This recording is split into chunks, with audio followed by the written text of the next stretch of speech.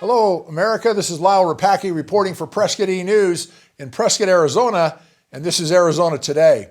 I have a very special guest that those of you in Vermont, South Dakota, Florida, and all across the nation are going to go, wait a minute, what does this have to do with us? I think you're going to be delightfully surprised in just a few minutes to find out. My special guest is former Attorney General of Arizona, Tom Horne, former Superintendent of Public Instruction, and now a candidate for Superintendent of Public Instruction, Mr. Tom Horne. Tom, thank you for taking time out of your day to be with us. Pleasure to be with you. Thank you, sir. Again, let me just share with you in Vermont. I pick on Vermont. I don't know why. I've gotten some great letters from Vermont, so let me go to Maryland. I haven't heard much from Maryland. Why is Mr. Horne running for Superintendent of Arizona Public Instruction on Arizona Today, and we're putting it out in Maryland?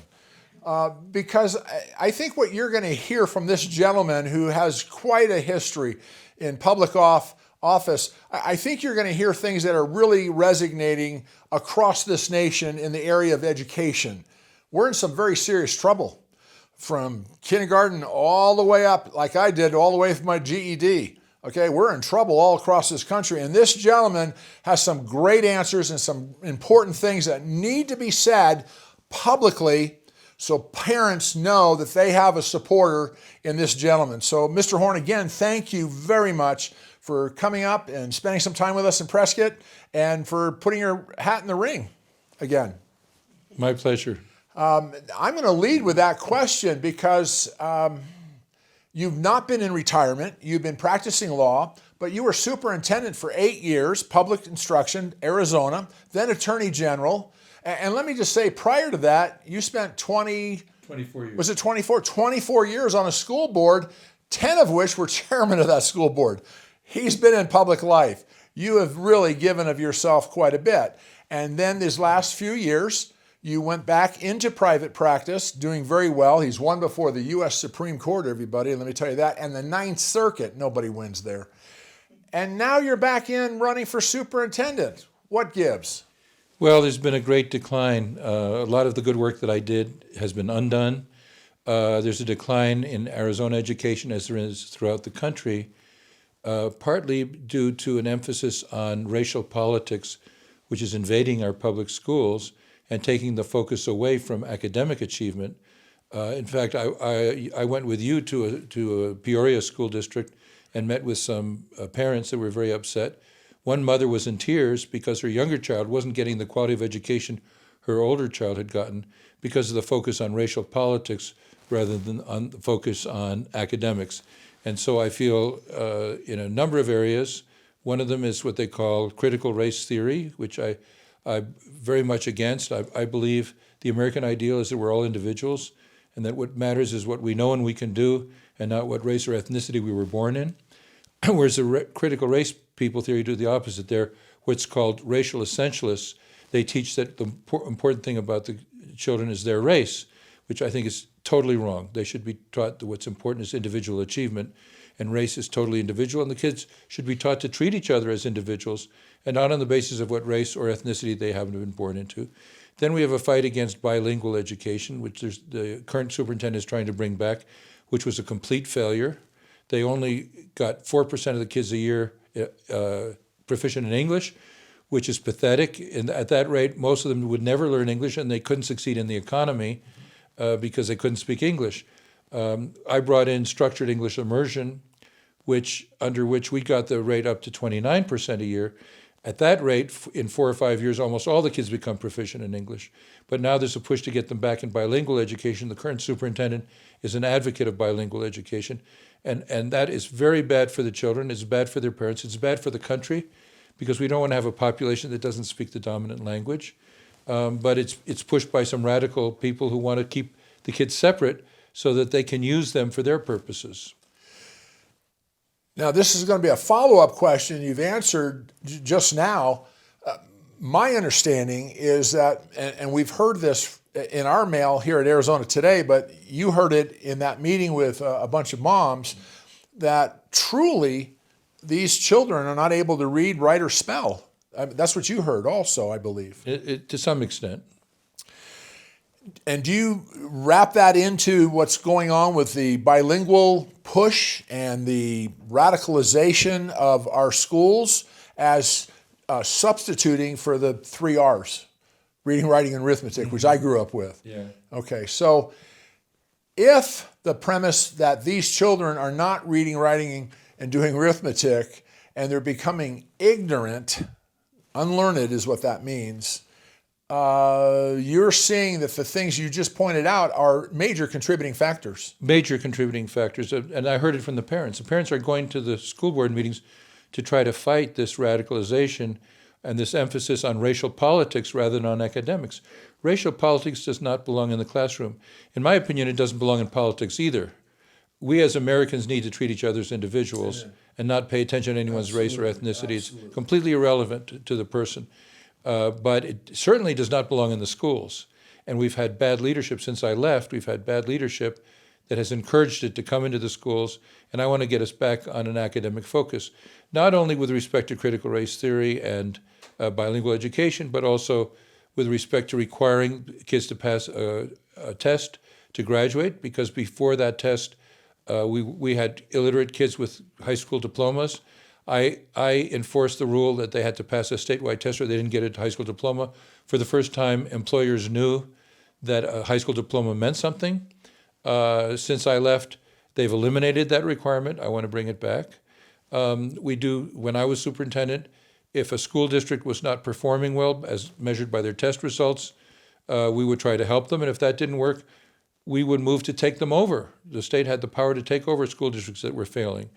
That has not been utilized since I left. And that's important because sometimes you get school districts that don't focus enough on academics. And I believe that kids are entitled to an excellent education no matter what zip code they live in. So we need to do that. Are you seeing the same plethora of problems in public schools, charter schools, private schools? Is it across the board? Yeah, somebody wrote a famous article recently in an expensive private school where there was so much emphasis on this racial politics that he had to object to it, and they ultimately fired him because he objected to it. It's been a big problem in fancy private schools as well as in the public schools. So the children are learning social, cultural, political ideologies, but not reading, writing, and arithmetic. Well, and it's terrible things are being done to kids. They're, as early as first grade, this is documented by a reporter. As early as first grade, they're told to identify where they are. Are they on the oppressor group or they are on the oppressed group? This is 5-year-olds they've done this to. Really? And middle school, same thing. Over 1,000 examples by this reporter who found around the country of kids being taught to be, ashamed if they belong to what's classified as the oppressor group and live 24 hours with shame, or if you belong to the oppressed group, thinking you can't succeed because the system is against you. And when we're talking about people who've come here from other countries, the parents came here because this is the land of opportunity.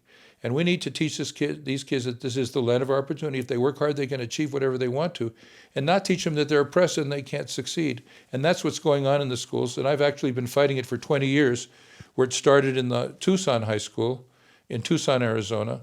And I got a law passed prohibiting it. I got it eliminated.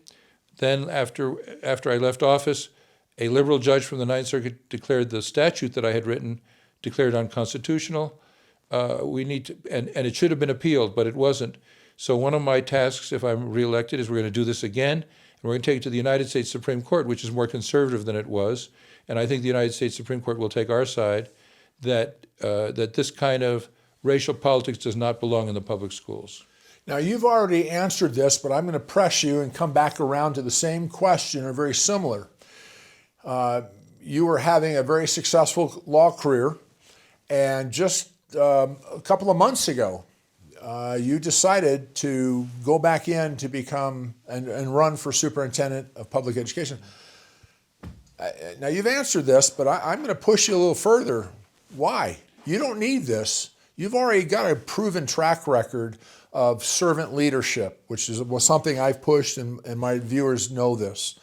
You've already got that. Now, people in Vermont may not know that. Maryland doesn't know it. But here in Arizona, this gentleman has a long track record of being a servant leader, not moving up in his resume. He's got a stellar resume. Why are you doing this? I know I asked you, and you've answered it, but I'm going further with this. Why are you doing this? Well, a lot of people ask me if I'm going to run again, why not Attorney General? And I did. Well, I was going to ask that next. Yeah, okay. Well, I felt I did a lot of important work as Attorney General, fighting federal intrusion into the state, fighting fraud where people lose their life savings, fighting against crime. But I was persuaded, the more I learned, that I'm needed more in education because of what has happened in our schools. This is our future. This is our children. This is the future of the country. Our country is not going to succeed if we don't have a first-class public education. And one of the issues I didn't mention earlier is I had a program to give scholarships in the universities to students who exceeded on the statewide test. We have what I call proficiency. We're too absorbed in proficiency in our country. We need to look to excellence. And this was a great motivator for kids and their parents to achieve excellence and not just proficiency, because then they could go to the state universities without any cost. After I left, that was taken away. I want to bring that back because we have to not focus on an obsession with proficiency. We need to strive for education. I'll tell you one more quick story about that.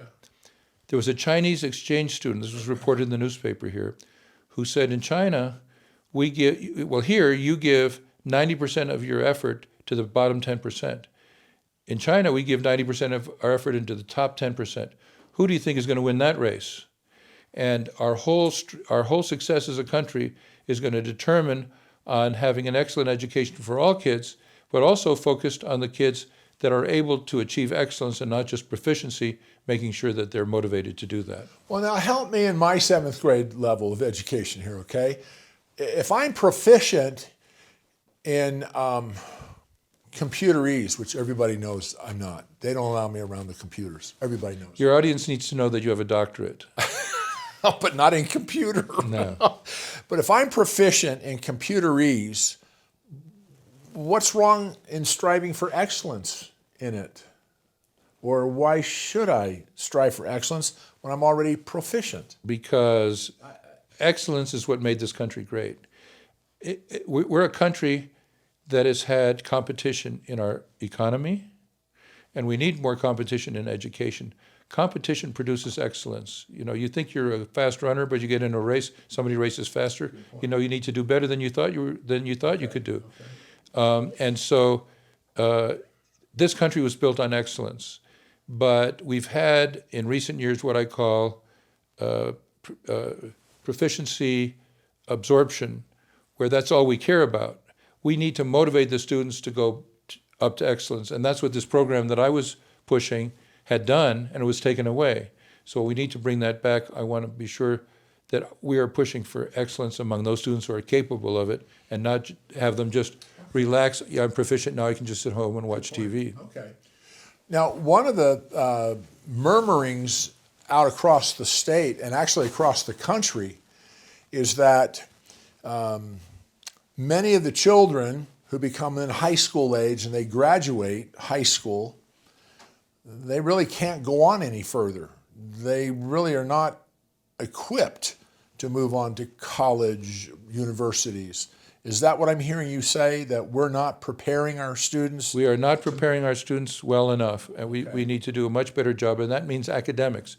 Schools need to be about academic excellence, and that's what we need to focus on, and keep the racial politics out of the schools. What about discipline in the schools? It seems like there's a tremendous breakdown across the nation, from Vermont to California. Well, California is in real trouble.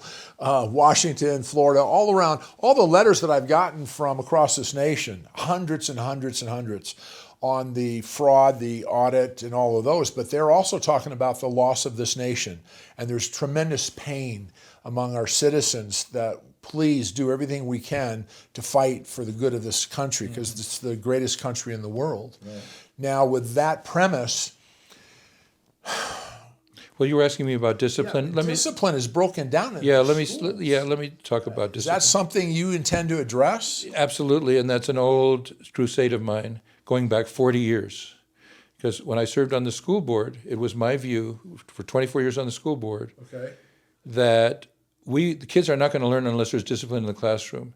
And what that means is that the school board has got to support the teachers in the imposition of discipline, even when parents complain, because when a parent complains, that's one parent. But the 99% of the parents want discipline in the classroom.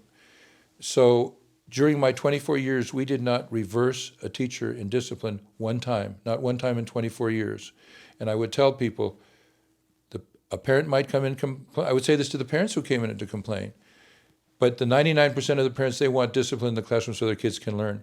And then when I was superintendent of schools, I would hector people in other school boards, you got to support the teachers in the imposition of discipline. If we do not, and I've met a lot of people who have left teaching because of the breakdown in discipline and because of administrators who did not support the teachers when they wanted to discipline the kids. If the administrators don't support the teachers, then the teachers can't control their classes and no one's going to learn anything.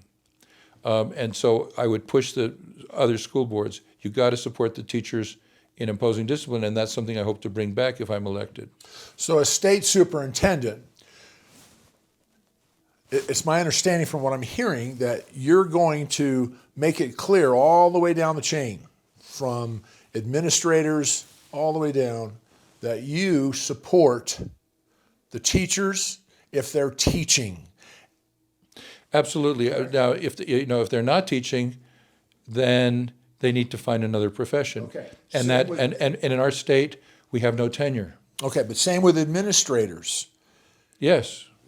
Here's the superintendent, this be you, Yeah. and pushing it all the way down. The word will be the superintendent supports school boards, superintendents, principals. We just keep going down all the way down. If they're doing their job. If they're doing their job and they're teaching children. Right. Okay. And that's being missed right now, isn't it? Yeah. I've just met some teachers who left teaching because the administrators did not support them in discipline. They couldn't control the class, and they left teaching. Administrators who are not supporting their teachers on discipline because they want to get along with the kids belong in another profession. They should not be administrators in the school system.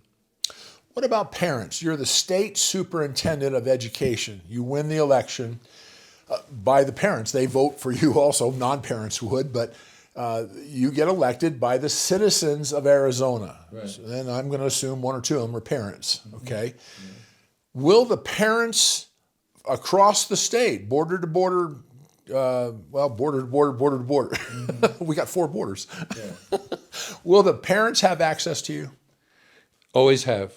They've always had access. They can let the superintendent know, right, my school is failing. And I'll look into it. Well, if the school is failing, if the school district is failing, we go in, or we did when I was superintendent, we will again. We go in. The first thing we do is figure out what the school is doing right. We don't want to interfere with anything the school is doing right. Second thing we do is focus on the weaknesses and helping them conquer those weaknesses. If we don't get the reaction that we need, then we start the process to take over the school district. And in Arizona, we have the Roosevelt School District, which is a very large school district, but it's in a poor area. And there was a lot of competition going on between the African American community and the Mexican community over who got the jobs. So instead of hiring administrators and teachers by virtue of their capabilities, they were hiring them if they were in the right racial group. So we went on in, we worked with them, and we brought it right to the brink of a hearing to take over the district. Well, the test scores went way up because we got their attention. They focused on academics, and that's the thing we'll be doing if I'm back in as superintendent of schools.